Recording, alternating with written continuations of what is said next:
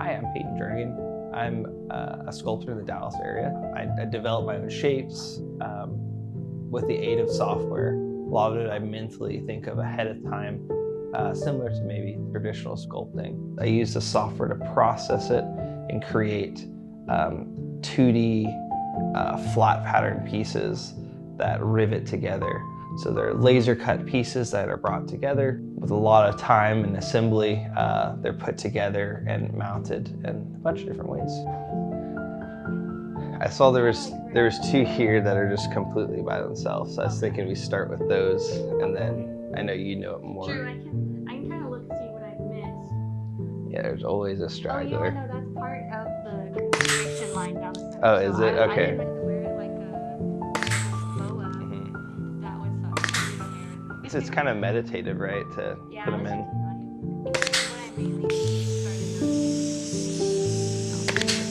I work with it, I iterate on it, takes sometimes hours, days, weeks, months to kind of finalize shapes in the 3D environment.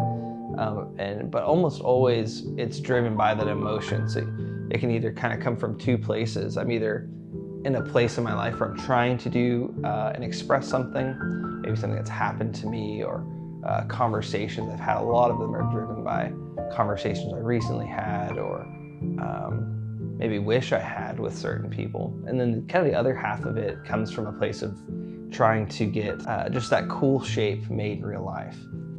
And then a lot of times I find that through that journey of just making something that I think is kind of an attractive form or an interesting shape, that during the process of the later steps, it kind of all pulls together and ends up being something pretty cool.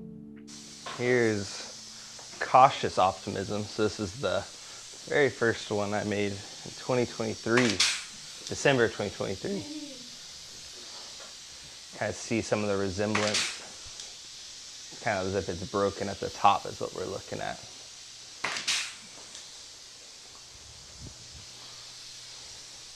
Cautious Optimism, the original one, is definitely the kind of the breakout piece. The one sitting over there definitely is a breakout piece.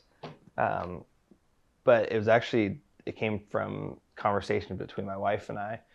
We'd been wondering if we wanted to have children. We've always thought, are we the kind of people to? Does it make sense for us? Because we're so involved in these passions. And after a lot of long conversations, we decided to.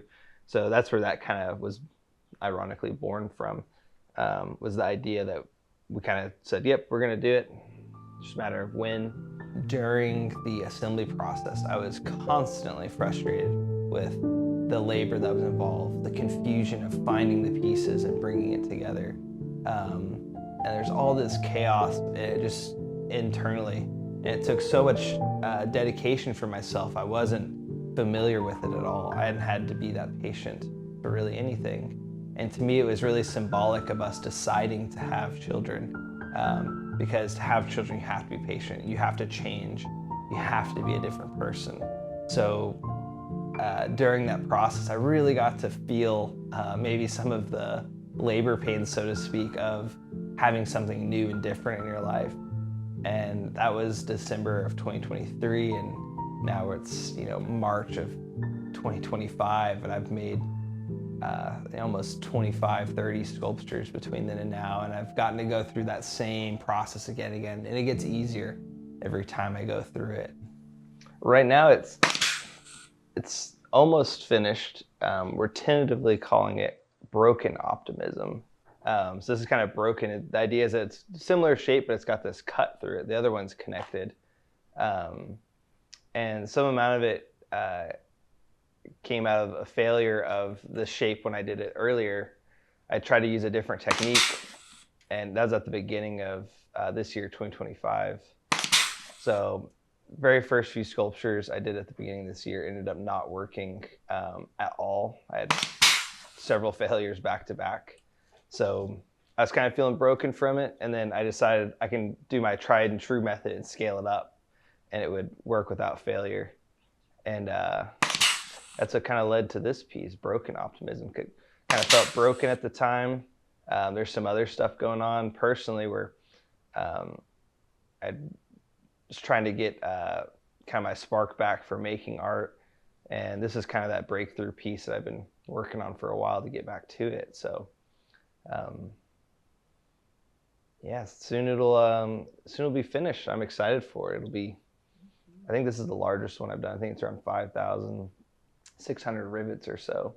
When I posted some of these on Reddit, I did it to the metalworking ones, right? And several people were like, I hope you used a pneumatic rivet gun for that versus a hand rivet gun for all of them, right? So it'd be really funny to get some like B-roll of me hand pulling these, which takes like 3 or 4 squeezes every time. The way I started with this sculpture technique really stemmed from not being able to, or not having the talent or the time to invest into traditional art form. I haven't really painted or drawn or sculpted in traditional senses.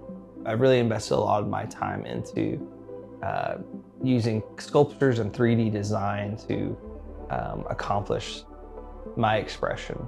I really get a lot more expression when it is 3D. I've played around with 2D concepts where I use pen plotting with computer-generated toolpath, and it's not as, it doesn't seem to scratch that same itch, but there's something just so satisfying about being able to have a finished piece, walk around it, see how it interacts with the physical world, and it's really more beautiful that way. One of the things I really hope that other people see when they look at my sculptures is to figure out how it was made. Because of the unique structure, it's almost organically made in some senses. So I'm really hopeful that I can kind of draw the newer generation of artists that maybe were the same spot I was in, where they didn't have the technical ability to, use a brush or sculpt in the same ways, but they're able to easily use computers and technology. And I'm really hoping I can kind of draw them into this and say, hey, there's this kind of sweet spot that you can still express yourself without the need of being great at drawing or painting, those other things. So hopefully I can kind of inspire the next group and generation of people, and really anybody, to help kind of join and understand that there's a niche here for this kind of art. One of my long-term goals is to have my own shop dedicated to making art. They can support me in making my sculptures as I continue to grow, and I can support them as they continue to grow through their careers. I can show them the techniques I've figured out, and we can kind of work together to develop new techniques. I'm hopeful that we can get to a place where I can find that kind of commonality with other people and kind of grow together. Yeah. If you thought that wasn't enough, we have all of these. These are old prototype ones, and this is the current rivet we use, but we kept every single stem so far. So through years of working with metal, transforming it from flat to formed, I got to really practice and understand what 3D forms look like to me in my mind. So I can almost look at just about anything and understand what it would look like in its folded or flat state. I'll be inspired by things outside in the world, but a lot of the times, just like an artist would sketch iterations on paper of different things they want to maybe see or paint or draw later, I do the same thing through my mind and through the computer. So I mentioned before that a lot of the sculptures take days, weeks, many hours to get the shape. Even though I may be finished with it, I look at it and really contemplate it for a while. So a lot of times I'll take that kind of mental snapshot of what the computer's showing and say, oh, I know this will look this way, or should feel this way, or will literally maybe be impossible to assemble. That's one of the interesting things with this technique is I can paint myself in a quarter, so to speak, where I'm not able to rivet or assemble the sculpture because of too tight of a bend radius. So there's limitations that I have to deal with, just like any other medium of art. Grab those feelings, kind of transform them into those key things like symmetry. There's all sorts of things you can do with it. Symmetry, continuity, fluidity, tangency, if something's smooth and continuous, and you'll see that there's a lot of experimentation that goes across. No two pieces are the same. I'm always trying different techniques. So if I have a certain memory or experience that could leverage the need for a different attempt or a different methodology, I'll always try to do that. I actually put this together first, roughly put it together, and the form was there without needing all the rivets. So by the end, you're putting in these rivets like we are now that are kind of unnecessary, but it is necessary because it helps, it keeps its final perfect form. There's this, what I call a scar that runs through it. It's a byproduct of the algorithm that generates this. So these scars I used to not like them, and I'd try to generate and regenerate so these wouldn't happen. But I've really embraced them just like kind of real scars. And instead of this sticking out being a problem, I can sit there and work on it and really try to get everything around it to help support it. So it is kind of one with the rest of the form. I'll normally spend a few hours kind of double checking and getting this tuned. You'll see that even with existing sculptures like Cautious Optimism, who's really stayed in her house for over a year, I'll still walk by it and kind of tweak it and look at it a little bit more and say, oh, I want this a little flatter or more curved. So that's what's great about sculpture in particular compared to kind of 2D or flat art, is you can look at it from so many different angles and get so many different perspectives on it, which really allows, like in something like this, to think of, my original shape is more designed when it's upright like this, but especially when we're working on it, we get to turn it and kind of interact with it in different ways. A lot of times as I'm finishing a piece, I've been working on it for hours, I've been thinking about it for weeks. I actually grow tired of it often, and it feels like I'm separated from it, but I use that time of building it as a meditative process. So whenever I'm finished with it, and I leave it and the lights go off, and that next morning, once it's finished, I get to look at it with a fresh set of eyes. And that's what I feel like is really when it's complete, even though you could see the form the entire time. And I'm really excited to kind of scale this up. That's one of my goals long-term, is to do these larger pieces, 5,000 plus rivets, really only. No, this one is better. So this technique is better, yeah. So in this scenario, I'm gonna look for this piece. I'll move him away from the sculpture. And then now my goal is to look for this shape in this mess of parts. Yeah, that's him. Ah, you got him first. So that's the difference between these two pieces. Now for the fun part of attaching it to the sculpture itself. I normally try to do as little as possible, try to put as few rivets in as possible. This is kind of a tough scenario because there's a lot of pieces that are coming together. This curvature in particular, this kind of whole area, is quite chaotic. So I need to make sure all the pieces are in the right orientations, because you can see this can go all over the place. So I need to make sure this is on the right level. And although I can put a rivet maybe through this location, that's not where it's supposed to go. It's probably going to go maybe lower down, and that's what will make that curve happen. So it gets kind of overwhelming because I'm not sure where the pieces are going to line up, or you just kind of have to trust that the software is doing what it should do. As long as I kind of am the minion of it and I just sit there and do as it says, then I'll be successful.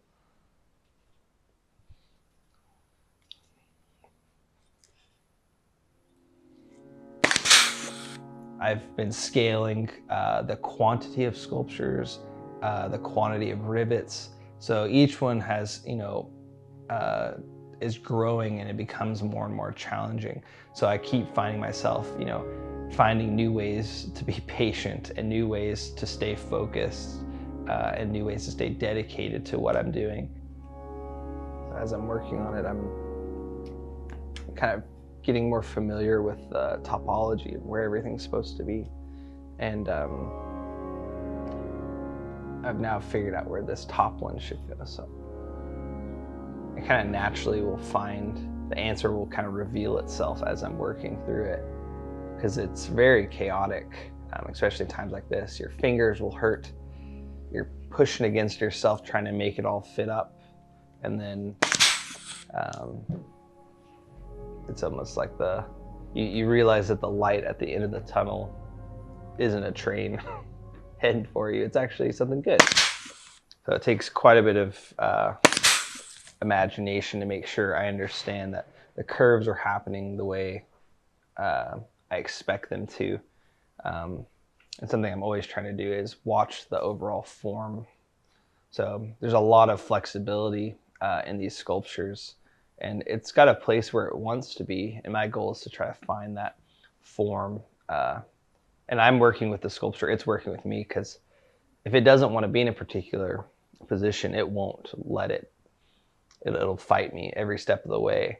So I kind of have to sit there and mold and shape the piece to make sure it's matching the original vision, and it'll actually be a successful piece. Otherwise, if I fought it the whole time, I would get tired and it wouldn't look right. And now, if you were to cut back to where it was before, it was almost fuzzy and unorganized in this area. And now, after just spending some time with it, it's now kind of come into focus of the order and the structure of what's going on here. And even when we just started, it was kind of making me anxious, I guess, of saying, is it going to come together? And you always just have to sit there and say, just keep going, one rivet at a time, and it'll find its form ultimately. And it's only till the very, very end I get kind of two last decisions. It's how I mount the piece. So is it being put on a wood plate or base of some sort? Is it going to be put onto, is it going to be freestanding without the need of one? There's a lot of decisions to be made specifically with how it ends up being mounted. So it could be put on the wall, it could do all sorts of things. So I've recently started painting the pieces. I can kind of save those decisions for the end. So it's almost like the cherry on top is I get this whole creative process at the beginning, I get to kind of relax in the middle, let this process happen as I'm doing now. And then at the very end, I get to say, all right, what color do I want? What textures can I put to this? What complements the piece? And it's important that that happens at the end, in my opinion, because I can decide final piece in its 3D form will kind of speak to me and say, all right, this would look nicer with this color or that color or this texture. Versus in 3D, I could render those things and spend time doing that, but it's never the same as when it's actually in front of you, in front of your own eyes.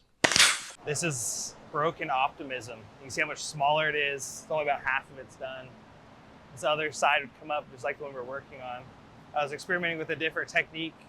This is the matter of time technique. This is as well. And this is the very first matter of time I did. That failure is part of it. I think that rings true with a lot of the process of making these pieces in the first place. I have a lot of the first sculptures that I've made that aren't really sellable, but they're great reminders to myself of kind of where I started and kind of that foundation of failure that I needed to get to where I am now, almost standing on the shoulders of my past failures in a positive way. Number one most important supporter is my wife. She helps me with simple sculptures. She gives me all sorts of opinions about the final shapes before we cut them out. She supported me through all the money spent developing the technique, and so supportive every step of the way. Probably second most important is Visreel, the company I work for, my family-owned company. They've been so generous to allow me to use the equipment and on my free time to make these pieces and kind of test the ideas. I think one of the most important things I've learned through creating sculpture Most of it is internal, but communication is so important. Talking with other people, expressing your feelings, working with others to accomplish, and discuss, differences and commonalities and experiences that have been shared is so important. There's always going to be abstract sculpture in the world. So in that sense, I'm not unique. There's always people that are going to derive meaning in their sculptures. In that way, it doesn't make me very unique. The stories could be unique, but I really think what makes my process unique is kind of the innovation of trying to push and grow the medium as a whole. There's very few people that work with metal in the same way I do. And my hope is that I can continue to keep pushing the limits and keep growing the technique and ultimately sharing it with others, so I can kind of pave a new way. Maybe it's not so much metal as it's the form. So I think of the shapes quite often. There's been many late nights after assembling for hours and hours. I'll close my eyes and all I'll see are the geometric, hexagons, pentagons, septagons, octagons that are made by my sculpture pieces. So I feel like I kind of live it, sleep with it, dream about it pretty frequently. So I think there's always some intrinsic nature to want to make something that will last longer than you. A lot of my forms that I've made, I'm hoping will stand, the test of time. Although delicate and very light, the materials chosen and the finishes chosen should last much longer than me. So I think there's always that drive to have something that outlives you, to memorialize yourself or that experience long after you're gone. The connections are why the sculpture is there, why I stay dedicated to it while I'm building it, and really why it will stay after I'm gone as well.